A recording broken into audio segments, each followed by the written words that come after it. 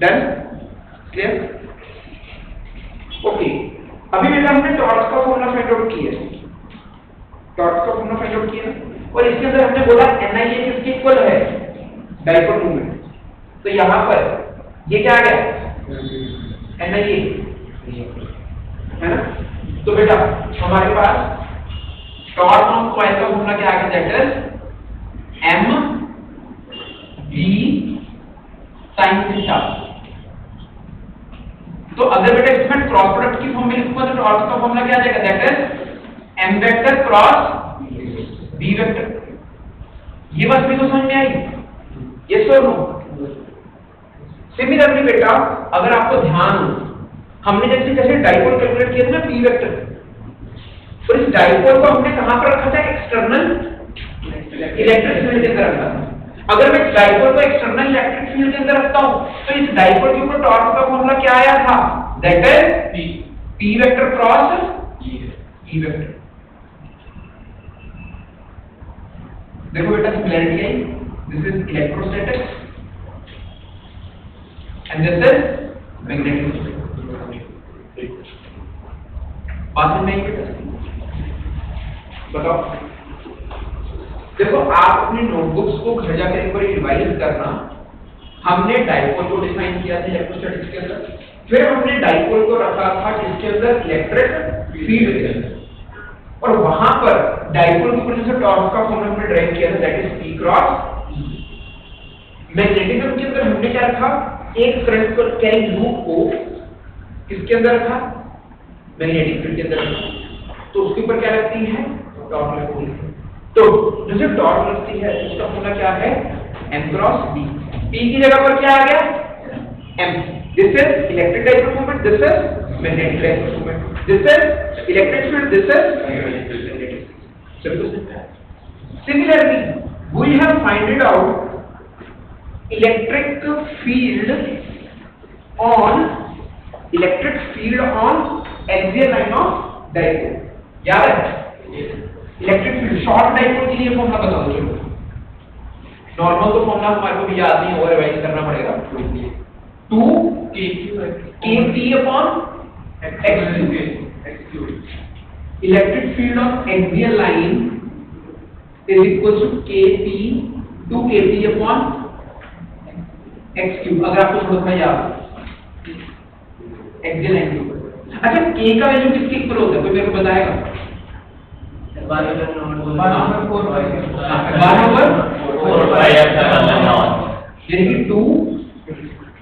2kT upon x3। ये क्या था, इलेक्ट्रिक फील्ड और axial line of electric dipole. Similarly we can find out magnetic field on axial line of magnetic dipole. तो magnetic dipole के अंदर बेटा ये कितना आएगा, अच्छा यहाँ पे 1/4πε होता है ना, और मैग्नेटिक फील्ड के अंदर क्या कांस्टेंट होती है, μ0/4। ये कांस्टेंट आ गया। P की जगह पर क्या आ जाएगा, M upon x2। This is the exact formula of axial line.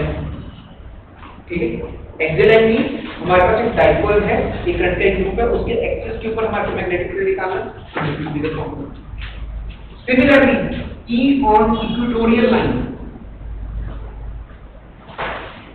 Equatorial line के ऊपर इलेक्ट्रिक फील्ड कितनी आती है, 1/4πε0 नेगेटिव के साथ minus kT upon x3।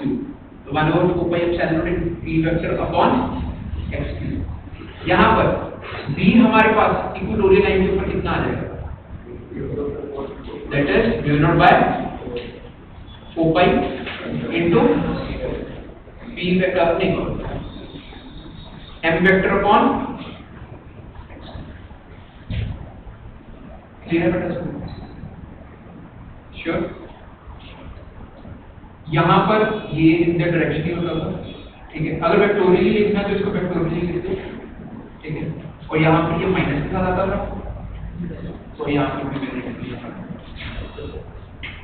Clear है सर, ठीक है। तो एक बेटा तुझे लिख दो, that is comparison between right hand side, that is similarity between electric dipole and current loop, heading डालो similarity between electric dipole and current loop, और current loop के बेटा ब्रैकेट में लिख दो that is magnetic dipole, magnetic dipole।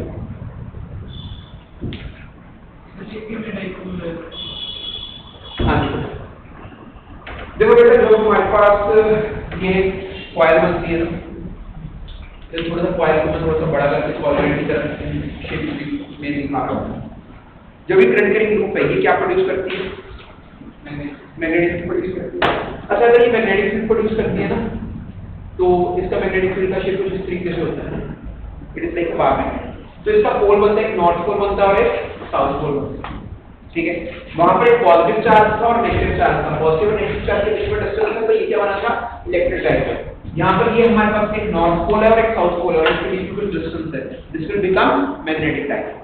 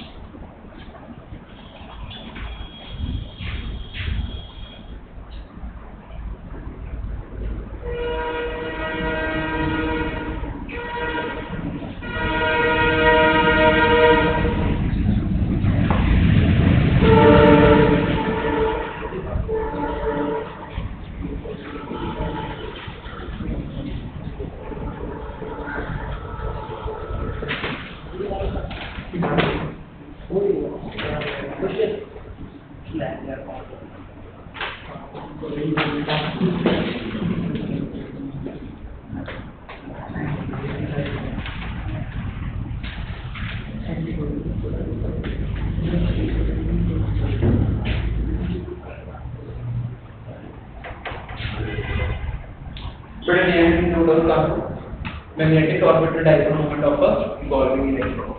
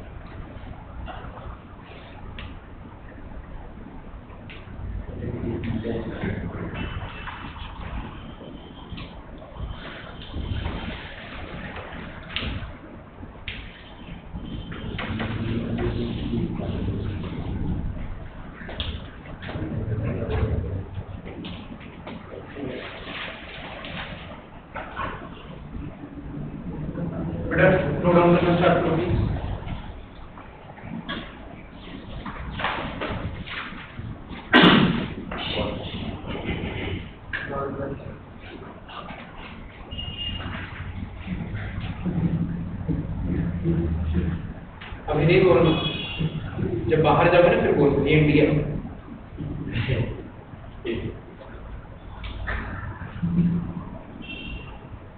अरे जीवन के लिए है।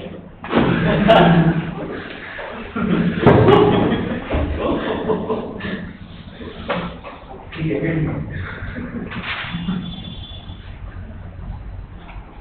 लोकेशन ट्रैक करा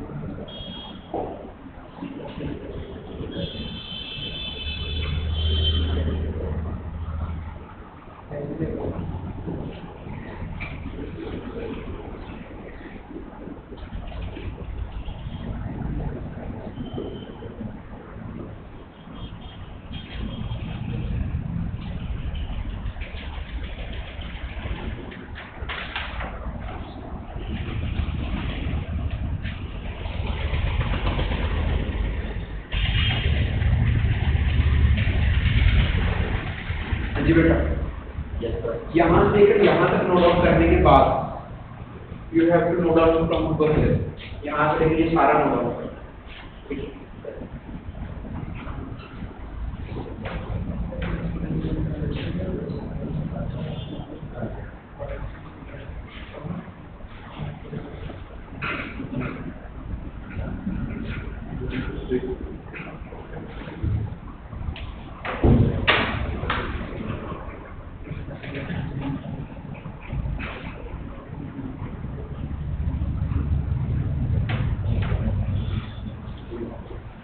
भैया अभी जो मैं लिखने वाला हूँ यहाँ पर, ठीक है, वो सारा लिखने के बाद फिर यहाँ पर आना, ठीक है। सभी को समझ में आ गई? हिंदी में जब भी समझ में आ जाती है ना, तो बाहर से आया उसको इंग्लिश में बोलना हो बता दो।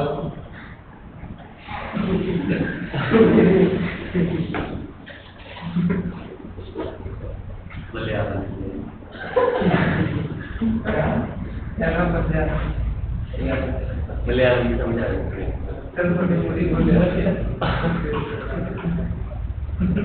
कोई नहीं इधर लिखे तो इधर भी बहुत रहते हैं।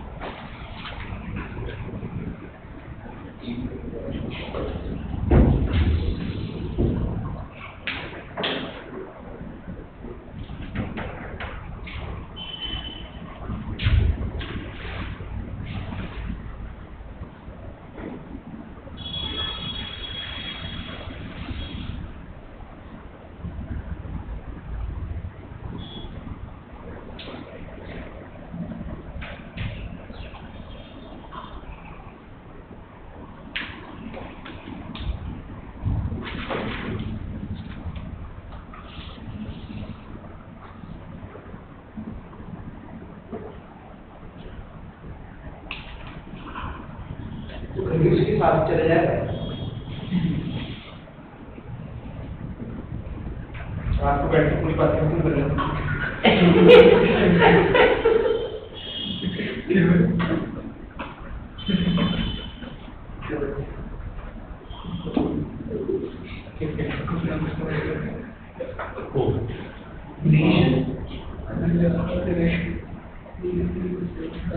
क्या हो गया?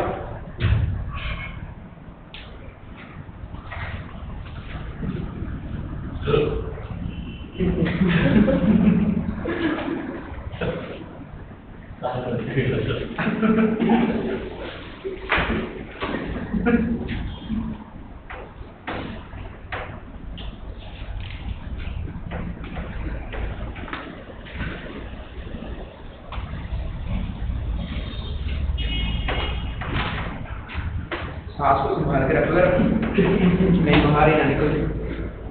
क्या वैसे भी एक दिन निकलेगी एक दिन तो भी निकलेगा मेरा पहले निकलेगा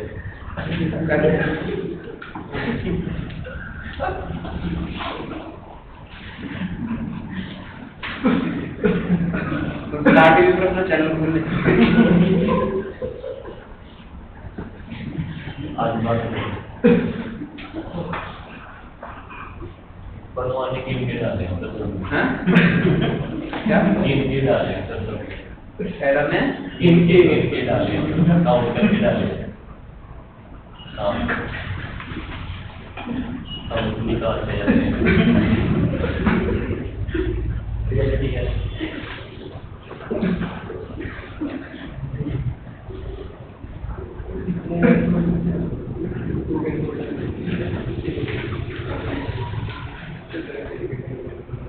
हो गया थोड़ा कर लो।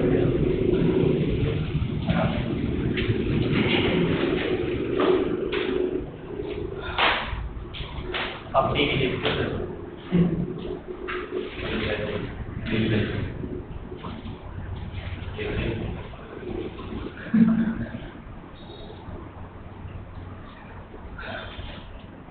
तो हिंदी में कुछ कर देता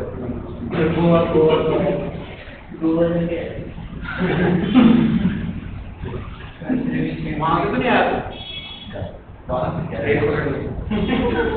तो नहीं आया सब चीजें चलता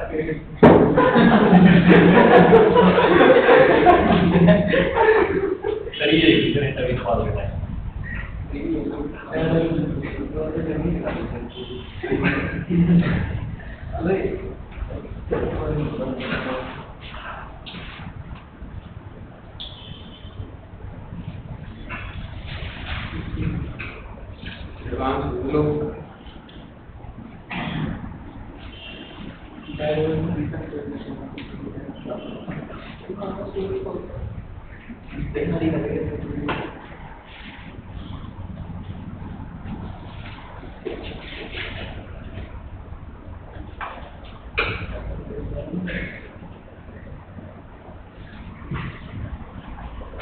भी रामदेव जैसे बन सकता है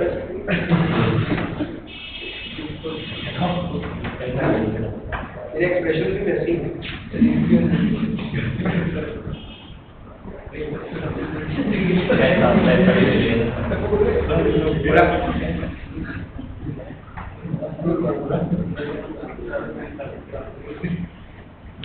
आप पहले का नाम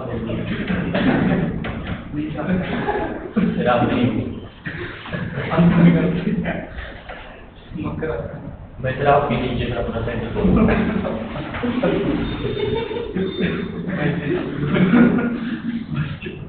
क्या हुआ बाद में नीचे भेजिएगा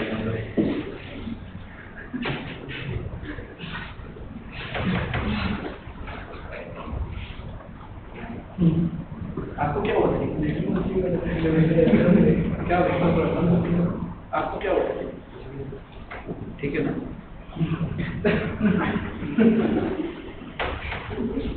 पहले आप ले लेगा था सर फिर मैं ले लेगा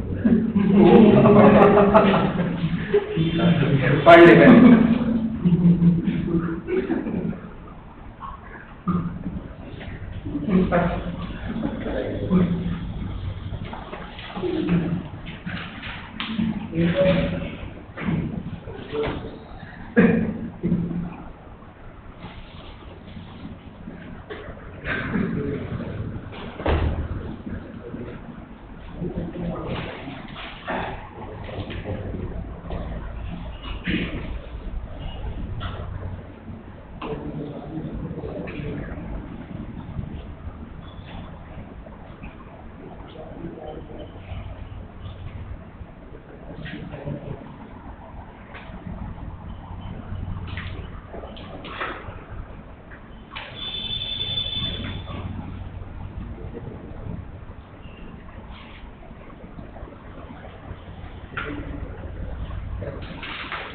सारे डॉट मेरे पास इकट्ठे हो गए। आपका शुरू आ गया।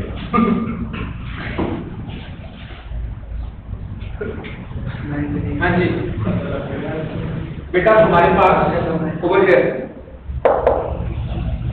इलेक्ट्रॉन रिवॉल्व कर रहा है, ठीक है, न्यूक्लियस के सराउंडिंग में, ठीक है। Radius of electron is smaller and it is revolving with speed v। अब देखो, जिस डायरेक्शन में इलेक्ट्रॉन रिवॉल्व करेगा उसके ऑपोजिट डायरेक्शन में क्या होगा? Current. And current is in clockwise direction, electron is revolving in anti clockwise direction. Done. अब हमारे पास, अगर आपने प्लस वन में पढ़ा हो, एंगुलर मोमेंटम MVR होता है, ठीक है, that is linear momentum is mass into velocity, और अगर मैं उसको रेडियस से मल्टीप्लाई कर दूंगा तो मेरे पास क्या बन जाएगा? Angular momentum. Angular momentum is MVR। बेटा, ये एंगुलर मोमेंटम का फॉर्मूला है, आपको डायरेक्टली याद करना। It is a part of plus one, ठीक है। रोटेशन चैप्टर के अंदर हमने ये किया था कि हम जो है लीनियर मोमेंटम को हम किससे रिप्रेजेंट करते हैं? That is mass into velocity, linear momentum, अगर आपको याद हो, ठीक है। और अगर कोई पार्टिकल बेटा सर्कल के अंदर रिवॉल्व कर रहा है, ठीक है, विद वेलोसिटी v, और उसका मास m है और उसका रेडियस r है, तो एंगुलर मोमेंटम L से हम रिप्रेजेंट करते हैं, दैट इज mvr, ठीक है।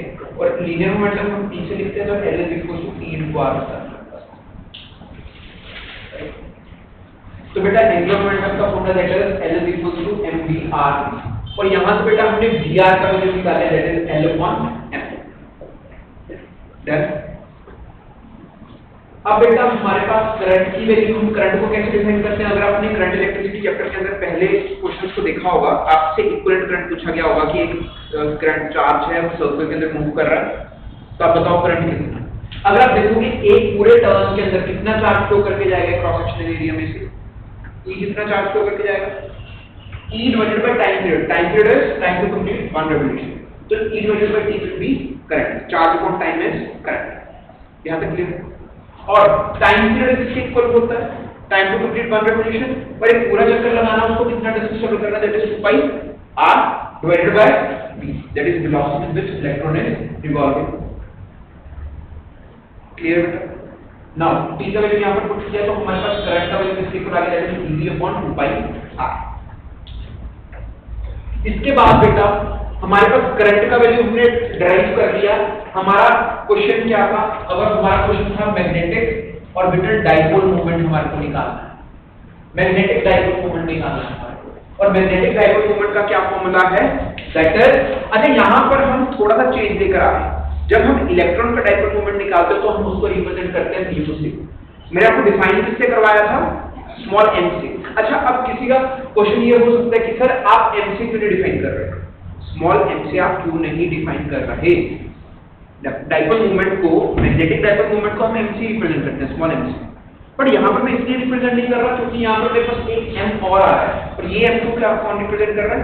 That is mass of the electron, ठीक है ना। तो अगर मैं दोनों का m ले लूंगा तो m और m के अंदर कंफ्यूजन हो जाएगा। तो हमने क्या किया? डाइपोल मोमेंट को रिप्रेजेंट किससे कर दिया? यहाँ पर म्यू से रिप्रेजेंट कर दिया। और डाइपोल मोमेंट का क्या फॉर्मूला है बताओ? I into A, current into area of. Current का वैल्यू हमने अभी निकाला, that is EV upon 2 pi r, और area of circular coil is, अगर ये r रेडियस का है, दैट इज pi r², ठीक है। और यहाँ पर बेटा जब मैं इसको कैंसिल आउट करूंगा तो EV r upon 2 आ जाएगा। यहाँ पर r के साथ एक r कैंसिल हो जाएगा, 2 pi से ये pi के साथ pi कैंसिल हो जाएगा, this will be the formula. यहाँ तक पहुंच गए सभी? क्लियर है बेटा? कुछ अंदर? अब बेटा हमने यहाँ पर एक Vr की वैल्यू उठा के रखी थी यहाँ पर, और इस Vr की वैल्यू को यहाँ पर पुट करेंगे तो Vr का वैल्यू किसके इक्वल आ जाएगा? E upon 2, तो ऐसे कैसे पड़ा, और Vr का वैल्यू हमने L upon mass of electron put कर दिया, L upon m। तो ये मैग्नेटिक मोमेंट का फॉर्मूला आ गया, that's it, mu is equals to EL upon 2, that's it. Clear? तो डाइपोल मोमेंट का फॉर्मूला क्या है? That is charge into angular momentum divided by 2 into mass of electron. यहां तक क्लियर? यहां तक हमारा डेरिवेशन कंप्लीट हो गया, दैट्स इट। इसके बाद अब हमने देखा कि अगर मैं mu is magnetic dipole movement of electron divided by angular momentum of electron, it is a constant quantity that is E/2।